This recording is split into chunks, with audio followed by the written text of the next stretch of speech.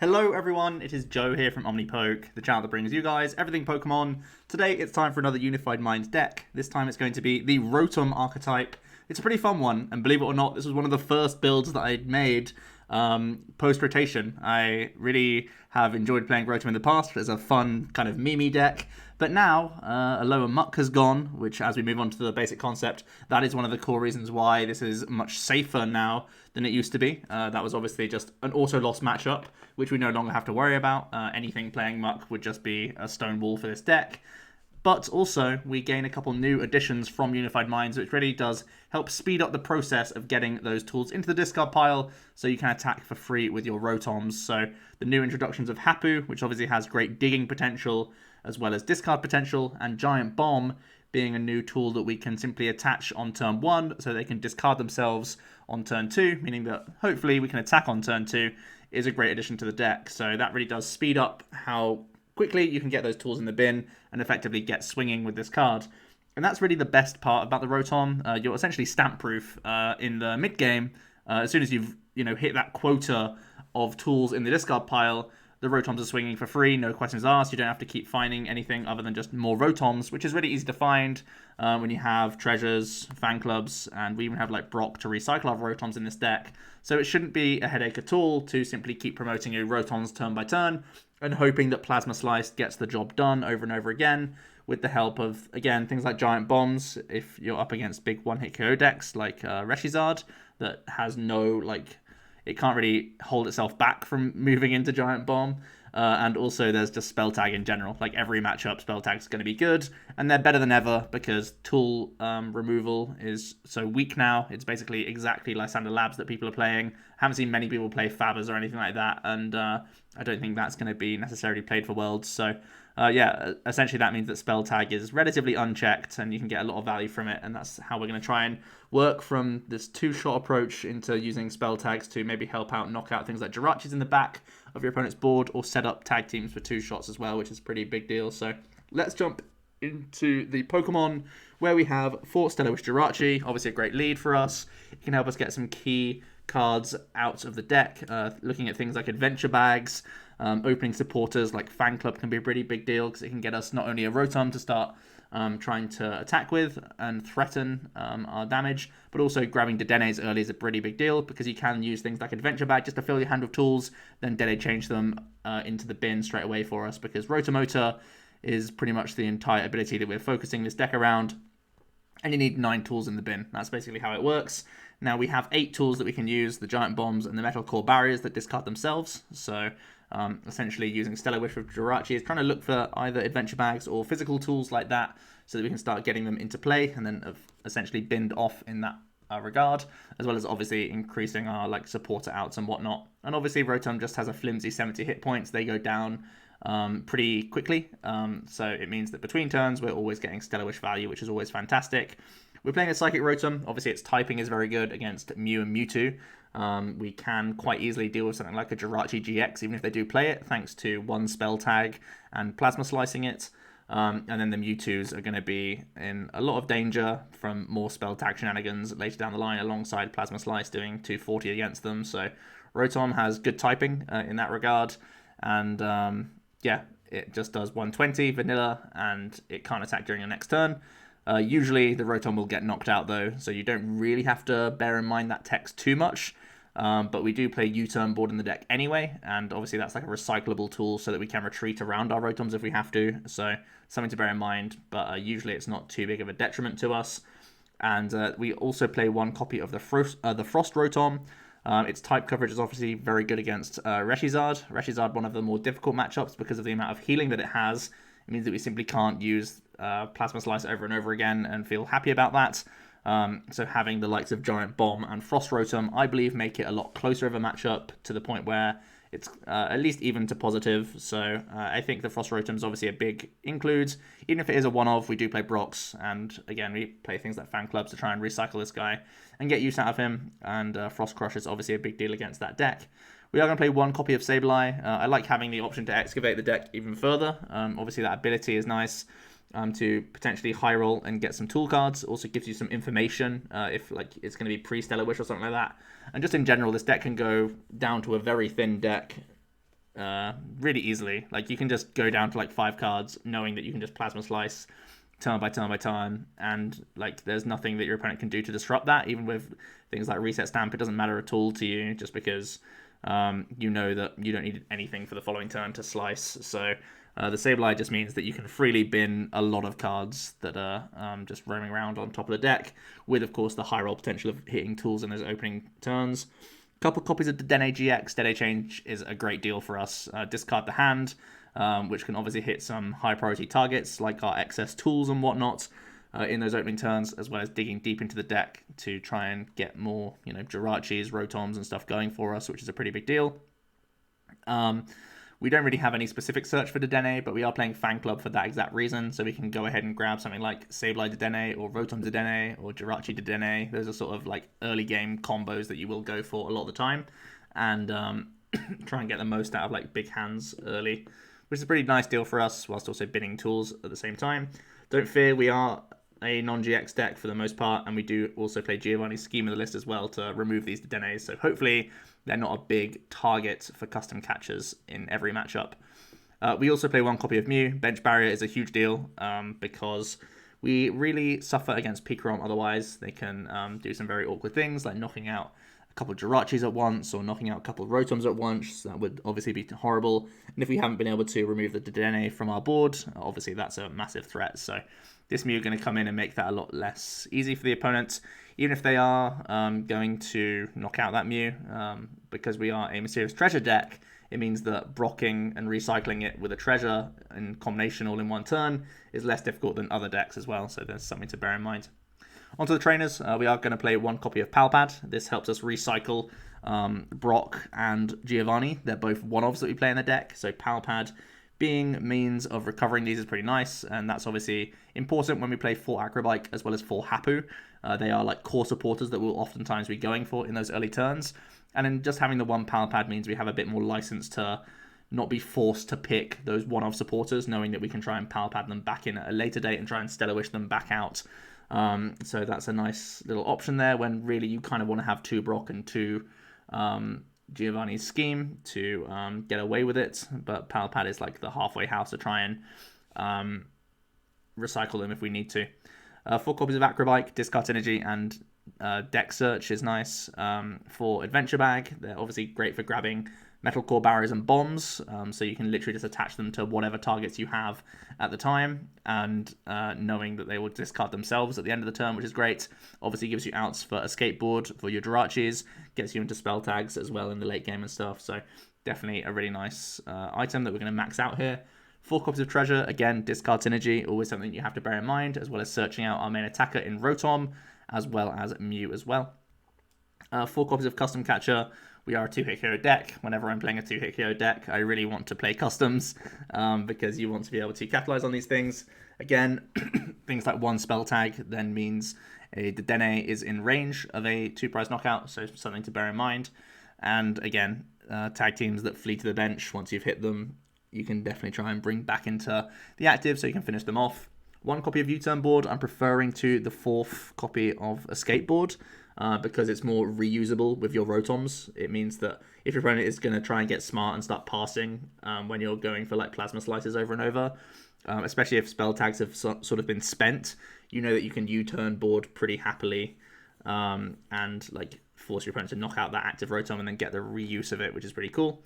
3 Escape Boards, still obviously the core switching option for us for these Jirachis. 4 Giant Bombs, obviously they help out against Reshizard, but also they are just, in every matchup, just going to be attached as quickly as possible so that you can get them in the bin, because they sort of defuse themselves at the end of the turn, I guess you could say, and get themselves to the discard pile. Metal Core Barrier has that small upside of being able to make your Jirachis tankier in those opening turns, so it's less easy for your opponent to simply take cheap prizes in the opening, so that's definitely the best home for Metal Core Barrier. But once again, similar to Bomb, you'll just try and put them on literally any targets you have on the board at the time, so that they can discard themselves at end of turn and help you get towards that golden number of 9. And the 4 spell tags, sometimes they have to find their way into the bin with Dedenne Change or with Treasure or with Bike to reach that number, but at the same time, they're just amazing for helping you reach on tag teams, helping you knock out Jirachis, helping you knock out Dedenne, stuff like that. So Spell Tag, again, is a pretty valuable tool card in the deck. Onto the supporters. Once again, I'll reiterate that we played just one copy of Brock and one copy of Giovanni's, but we do have the Power Pad to try and supplement that. Brock, obviously, pretty much used once every game to recycle your Rotoms, unless some very specific situation has come up. And Giovanni's Exile, as I mentioned, we are kind of stamp-proof, and we kind of don't have much to do outside of accumulate custom catches in like the mid-game, because we're just happily plasma slicing turn by turn by turn. So it's kind of like a mini objective of the early game is to get 9 tools in the discard pile. Like the mid game is get a Brock, and then also in the mid game, like another one of those mini goals that you have is finding a Giovanni's Exile so you can get rid of a Dedenne, because it can be a way that your opponent can jump ahead on prizes, which is a little bit awkward for us. So you have sort of 2 mini objectives once you've hit 9 tools in the discard pile. It's find a Brock turn, find a Giovanni turn, and like in between all of those objectives, it's finding custom catchers and more spell tags. That's basically all you need to think about. Once you've hit 9 tools in the bin, you're basically Stellar Wishing and using Hapus and Cynthias and whatnot to try and find yourselves the Brock, the Giovanni, and those custom catcher combos and stuff like that. So that's really it. Then we play maximum counts of Fan Club. It's, again, fantastic in those opening turns for getting your board established and getting you Dedennes as well. 4 Hapus, obviously digging into the deck, trying to pick out some key cards. Again, like Adventure Bags are great. Some key Pokemon can be very good, but a lot of the time you use Hapu so that you can also fodder off tools at the same time physically, which is obviously very good. And 4 copies of Cynthia for some shuffle draw and refresh, which is still just pretty standard and helpful. And for energy, well, yeah, we don't play any at all. It's the Rotom deck. We don't need any. So yeah, let's jump into the list now. You can see here. Hopefully I'll remember to get it in the description down below. And yeah, we'll move on to some tech options now. Not really many techs. This is a surprisingly tight list. I think more often than not, you would just want to play more tool cards in the deck if you actually had more spaces. Like, genuinely, I feel like 16 is on the low side. I could go up to 17 or 18, like, relatively happily. Just so that you, again, saw more from Hapu, saw more from Acro Bikes and Treasures and whatnot. And potentially Buzzing Bell, the new trainer card we get from the set. The new tool could be pretty interesting. Again, one of these cards that just helps supplement a 2-hit style deck where you can then confuse the opponent.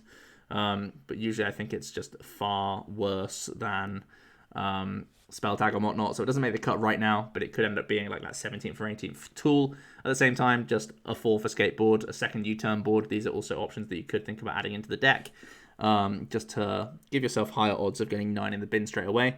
Absol's a pretty nice tech card. Obviously, our low hit points means that we probably have a pretty bad time against Malamar, as you can all imagine.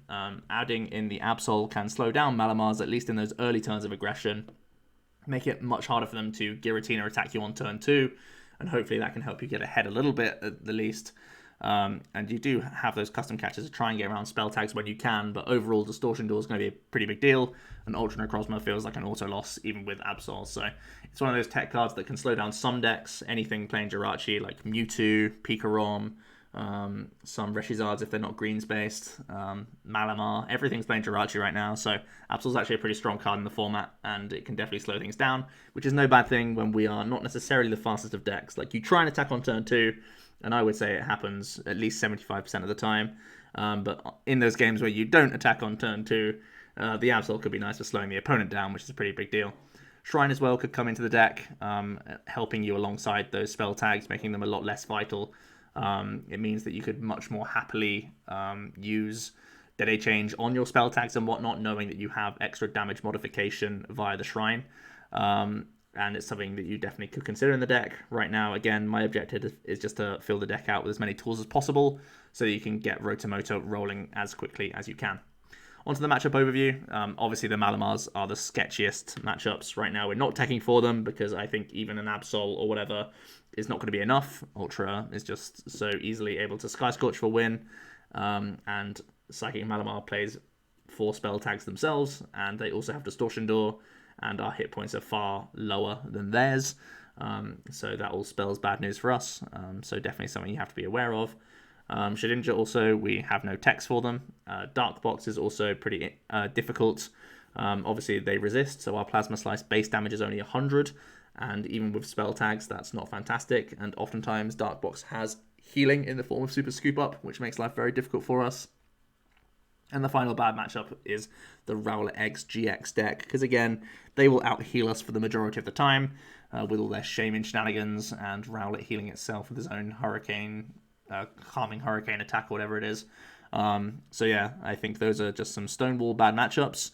Reshizard is balanced out by the bombs and the Frost Rotom. Otherwise, I would definitely say that the healing would just be too much for this otherwise 2-hit hero-based deck.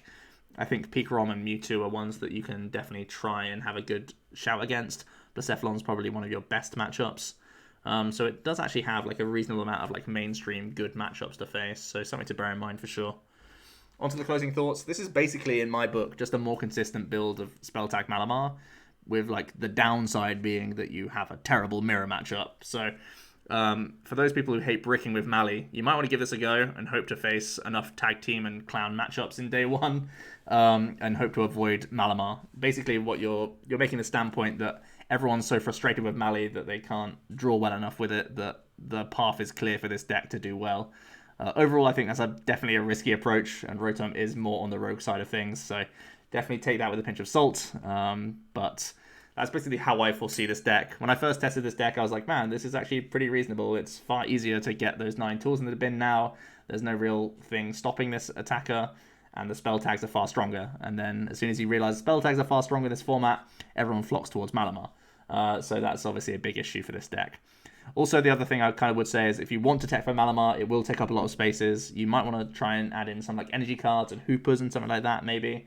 And maybe even an Absol in addition to that, but it does start eating into those spaces and just distracts from the overall sort of core goal of Rotom, which is at the end of the day, get those tools in the bin ASAP so you can do big damage. So I think just the nature of this deck being so reliant on having so many tool-focused cards in the deck just means that you can't really tech for these things, but definitely something you could do if you were concerned enough about Malamar and actually serious about playing this archetype. To be honest, this is more of a fun one. Malamar is probably more likely to be a general contender, and I think, you know, Ultra and Spell Tag Mally is more established for sure, and I haven't seen many other people talk about Rotom, but this is an archetype that I have a lot of fun with, and it's one that I started off with in this format, just because, you know, we had like the majority of the cards for it, and I wanted to try out like Hapu, and this was like one of the best decks to sort of see how strong Hapu was, because you have so much discard synergy. So it was kind of like a project to start with this deck with the intention of learning how some of these new cards functioned. But it ended up functioning well in the opening games I had with the deck. So it ended up kind of just sticking around as a list that I just had on me for like a week or two, just testing against the other like actual meta things. And I think Malamar was the only thing that gave me like a huge amount of trouble. So it's surprisingly reasonable. So I'd like to hear what you think about Rotom. Obviously a bit on the Mimi side, and when you don't have that attack on turn 2, it does start to feel like a pretty awkward deck. But then again, think about Malamar. Malamar, whenever it misses its Giratina attack on turn 2, is a huge feels bad man. And I would say that this deck is probably more consistent at getting those tools in the bin for turn 2 than Malamar is getting a Tina attack off. So just my 2 cents. Definitely a fun non-GX build to try out. Let me know if you've thought about the Rotom deck, and I'll hear the discussion down below.